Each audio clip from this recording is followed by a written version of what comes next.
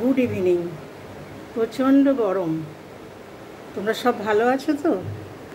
মনের কথায় সবাইকে স্বাগত। কালকে যে ভিডিওটা করলাম শিক্ষকদের উপর অত্যাচারের, তারপরেও কি চরম পরিণতি তোমরা দেখলে তো? চরম পরিণতির পরেও আজকে সন্ধেবেলায় আমি দেখলাম টেলিকাস্ট, পুলিশরা কি বলছে, হালকা হালকা মার হয়েছে ওদের। হসপিটালে যে ভর্তি, তার কি অবস্থা। এরপরে আর কিচ্ছু বলতে চাই না, ঈশ্বরের পরে ছেড়ে দিয়েছি। তবে এর বিচার হবেই। একটা সুখবর হচ্ছে, রাজ্য সরকার কর্মচারী পেনশনভোগীদের জন্য সুপ্রিম কোর্টের নির্দেশ, এটা দিতেই হবে। একবার মমতা ব্যানার্জি বলেছিল, আমার মনে আছে, যেটা সরকারের ইচ্ছার উপর নির্ভর করে, এটা অনুদান, কিন্তু না, এবার দিতে বাধ্য। 50% দিলে কোমর ভেঙে যাবে। তাহলে কোমর যখন ভাঙবে, তাহলে আগের থেকে প্রিপারেশন নেওয়া উচিত ছিল।